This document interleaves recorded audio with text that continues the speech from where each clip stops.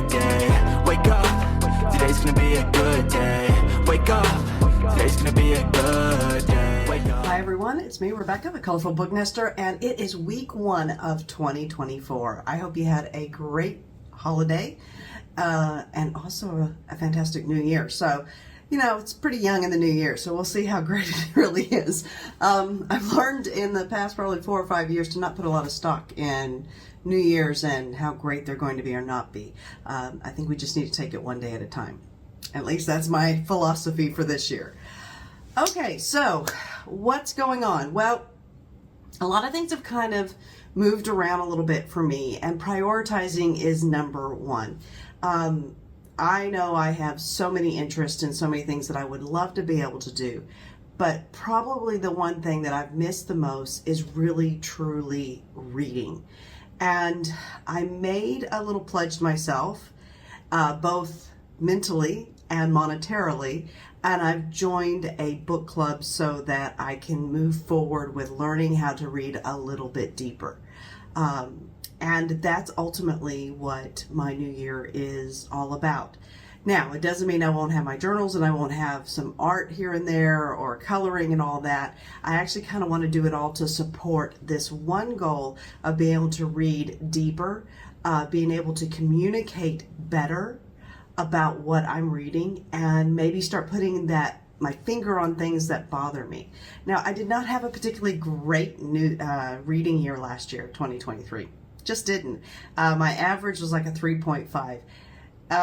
And I didn't meet my goal. My simple goal of 36 books a year, which is 3 books a month, I didn't reach that either. Did I have some good reading? Yes, I really did. In fact, those that really were the top of the top have stood out because I didn't have such a great reading year. I wouldn't have normally picked up these books, and I'm so glad that I did, definitely.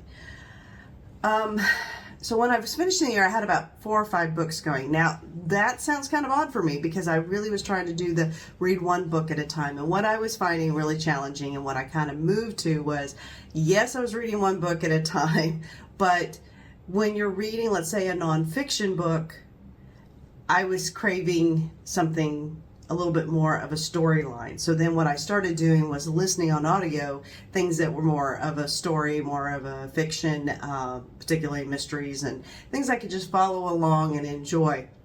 And then I found out also that there was just times when I wanted a break from my nonfiction. But as soon as I left my nonfiction and then would try to read only a fiction book, I was missing the learning aspect of nonfiction. And that's when I started going, okay, what is going on here? Because I'm missing getting into stories and I'm missing reading. And so that's what I think really started putting that kind of slowed my reading down this year. It wasn't as big of a priority. I got lost along the way.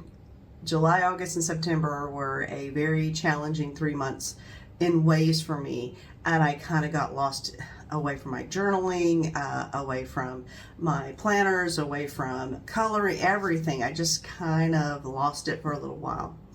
And so at the end of the year, I started thinking, what do I want to change about this? Because I don't want this to continue on. You know, I didn't want to continue on kind of just bumbling along. But I also didn't want to put a whole bunch of goals out there and things that anything could be derailed so easily by something that could be unexpected in this next year. And if anything has taught me since 2020, every year, even though I've gotten older and my life is not being dictated any longer by what my son might need or what, let's be honest, what his teachers and his activities demanded. And now it's just my husband and I. Work has changed for my husband, his aspect of how he's working, and that has changed, making a lot of unpredictability, which is not in his job security, nothing like that, but in our scheduling alone.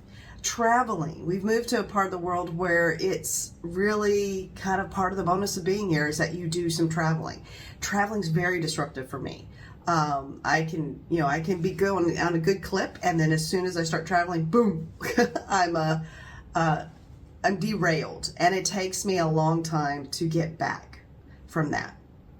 So yes, traveling has been a huge influence, and not only the preparing to where you're going to go, like even researching that, and then the prep for going, and the making all the arrangements, and then it's get into the, actually physically packing for it and going, do we have the right clothing? Do you have this and that? And then you have to physically go, and then when you come back, you've got a pile of laundry that's huge. And for me, as you know, y'all are going to get sick of hearing about laundry as much as my husband is. Here is a challenge. So if I have an increase of laundry, it takes me so long to get through it. So it's an easy excuse for me to get derailed. And I don't know that I need a lot of excuses anyway, easy or otherwise. So I thought, well, what's something I would want to work on this year? Like one thing that might overall make it a better year. And I have to say, my reading year and looking at it and then looking at my ratings and then looking back at the books that I read, I was like, I was really disappointed in that. Where's the magic of reading? Where has it gone? Why can't I just get lost in books anymore? And as I slowly started thinking about it and I started looking around, even sitting on my desk, I had so much other things to draw my attention away from reading. Things that felt more instant gratifying, things that I'd see visually somebody else doing and go, oh, I want to give that a try. And, this is the time of life to try all that. And that's great. But it does divert your attention. And then the other thing is, why wasn't reading top of my list of preferred activities? And I've gotten better on my length of reading, and when I do read, I can get myself focused. So what's going on? And it just dawned on me. I might be focused and be able to read these books and be able to move through them. But it wasn't until I picked up a pen and started annotating, till I started marking things and going, you know what, I want to remember that. And then that led me down another little rabbit hole, as it does. Okay, I have these things, these books, I don't want to forget them. I want to get them into this brain, because that's the other part. Not only do I want to communicate better about my books, the first thing I have to do is remember, what the heck did I read? I mean, let's be honest. That's the first and most important part. So I have decided to start actually putting money towards somebody to help me kind of work through this. And I have joined the Hardcore Literature Book Club with Ben McAvoy. And he has a YouTube channel here, and that's how I found him in the first place. And he does a lot of content on YouTube. You would not have to join his Patreon. I have never joined a Patreon. This is the first one. And this week, the first lecture kind of came out, and I'm going to call it a lecture, but it doesn't feel like he's lecturing, but yet it does. He's very insightful on things. And I'm loving it. And I'm like, he summarized something this week that was so important for me. And he was talking about how your imagination atrophies. And I was like, what?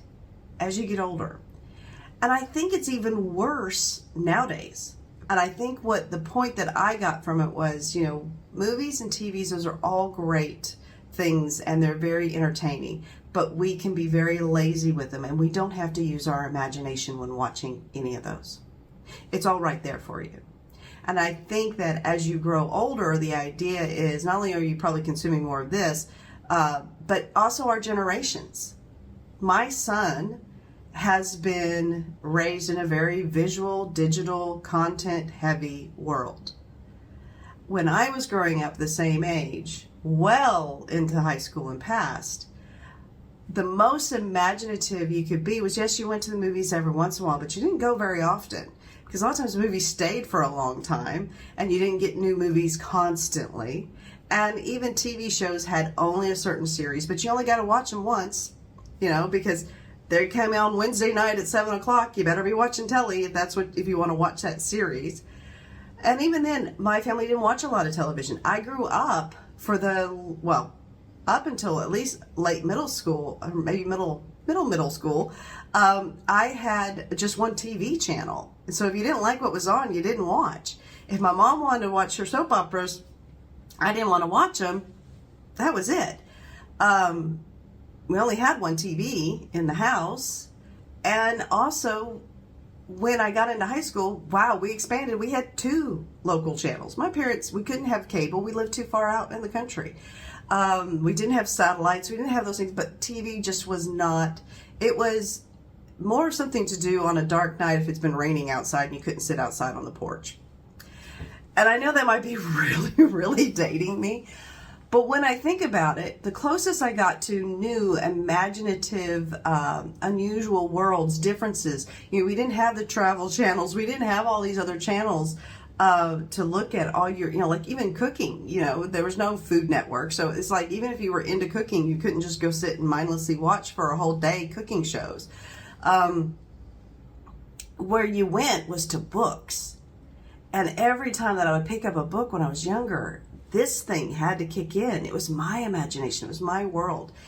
And I suddenly realized when thinking about this for the new year is I need that playtime in my head. I need that imagination moment. I need to step out of reality, get in here, and be in a new world.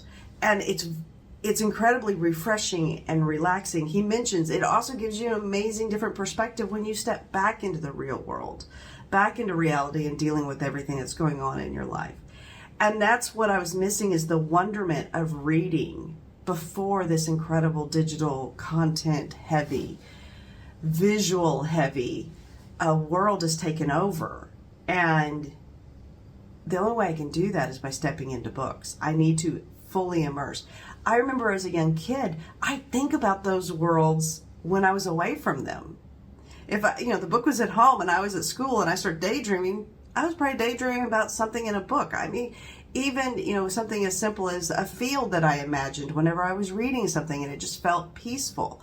And I just haven't been doing that. And I realize now for me, that's probably where I need to go back. So I've joined this hardcore literature book club. And the very first book that we're reading is East of Eden. And so I started reading it and I'm like, wow, I really like the, you know, Steinbeck's writing, but this feels familiar. I've no, you know, okay. I hope my English teacher isn't looking or listening or watching, whatever. Because that's some really good English teachers. I was not a big fan of American Lit. That year was real tough on me. I don't know what it was. I had attitude. That would have been, you know, sophomore year probably. I think, I can't remember when, sophomore, junior year, whatever. Ugh. I was not into, I can't think right now. I can tell you the books I didn't even really give a good try because I was like, are you kidding me? Moby Dick, after the first, you know, couple paragraphs, I was like, what? And then I flipped through and I found a whole paragraph on just the whiteness of the whale. And I was like, no, this is crazy. So I kind of flubbed through the discussions in the class, listened to what was being said, wrote down a few key things, muddled my way through. Did not actually read the book. Of Mice and Men, there was something about it, and I don't know if it's because I saw a little bit of the movie at some point. There was something that unnerved me about these two main characters enough for me to go, and it was pretty depressing because it's a depression.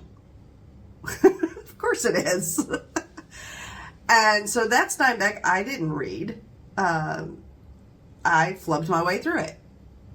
And they did a double bill, and we had Moby Dick followed immediately by Ernest Hemingway and The Old Man and the Sea. And I was like, really? Another guy in a boat? Are you kidding me? So not a good reading year for me in high school. Attitude all over the place. Flubbed my way through. Yeah, you know, it was fine.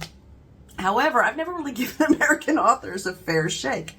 Or American, and then poetry, I think that was the year we also did poetry, and that's just over my head. However, with this hardcore book club, literature book club, we're going to be walking through these. So I opened up East of Eden and started reading it. And I think, oh my gosh. And the very first, and what's funny is the very first chapter is nothing but description of anything other than the valley of where this is taking place. Now, normally you give me description of stuff and you go on for over a chapter or a chapter-ish. And I'm like, seriously? But because I knew I was going to be trying to do this a little bit deeper. I slowed down and I did read it. And then I watched this lecture by Benjamin, and it was like my imagination. I needed to go back in, and I reread it, and I slowed down, and I was like, this is interesting. But the thing I kept wanting to read, so I move ahead through chapter 3. Chapter 2 is a lot of character kind of description. Again, if you describe too much, beautifully done by Steinbeck. Very interesting. And you do feel like there's a story being told to you as well. And so I'm like, gosh, I think there's somebody else wrote like him. So I went running off to my shelves because I was like, there, and I suddenly remembered I have read Steinbeck and I absolutely adored it and enjoyed it. In fact, so much that I want to reread it, and it's on my shelves, and that's The Winter of Our Discontent. I read it a couple years ago and thought it was fabulous. But it's a really short little book compared to East of Eden. It's small. And I was like, oh. So even though I have this bad taste from English American lit in high school, I still read a Steinbeck and really enjoyed it and recognized something about the way this one's written. I was like, oh my gosh, I think I do really like this. So I'm really excited to be reading this, and this is what I'm reading in January for the Hardcore Book Club. And the insights are going to be coming, I think, fast and furious. I think almost too much that I don't know how I'm going to be able to handle it. But along with that, keeping with that, I am also... Hold on, I'm going to have to go get it. Wait one moment. All right, here we go. I'm also reading How to Read Literature Like a Professor.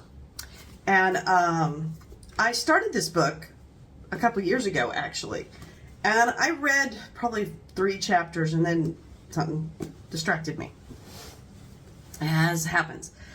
But reading this along with joining the Hardcore Book Club, it now feels like I'm getting more of a complete, almost like a complete English syllabus. And it dawned on me, why am I feeling kind of lost? So even though I didn't read in high school, well, I did read in high school, I just learned American literature. I did really well in English, and I ended up taking some advanced placement tests, blah, blah, blah. Anyway, I ended up basically placing out of all of my English for college when I went for my bachelor's degree, period. So I placed out of it. So I didn't have to take college level English courses. The closest one I got was actually a history course, which was fabulous. And I wish I still had that syllabus. I wish I could somehow track it down, but that was as close as I got to a literature based college level course. And I'm like, oh my gosh, I kind of did a disservice to myself because I didn't sit or have to go through in some people's cases, but I didn't get the opportunity to have some books put in front of me and then it be at that college level expectation. My high school level was pretty good, obviously enough for me to advance placement out, but I think sitting in another setting and going through even more books and possibly being reintroduced to a couple of American authors that I really did have to read, might have been a good idea. So just knowing that I've missed that.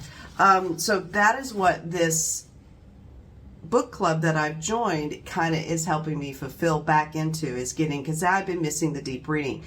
And I'm hoping it really teaches me to learn to deep read on my own as well. And the number one thing that everybody says is get in there and start, annotating, mark your books up, have a conversation with the author, which I've now heard it multiple times. You know how when you learn something or you hear something, you're like, wow, that's groundbreaking. And then, within a week, you hear that same thing 5 other places. You go, okay, well, it's because it was time for me to hear it. It was the right time. It's kind of like the old gardening adage, right plant, right place, or right place, right plant. For me, I was in the right frame of mind about literature and what I wanted to do, and I heard these things. So because of that, I'm extremely excited going into the new year about what I'm going to be reading. It is week 1, so right now, as I said, I'm reading How to Read Literature Like a Professor. He's also suggested that I read a couple chapters in How to Read a Book, which my husband died laughing when he saw this book. He's like, really? You bought a book on how to read a book?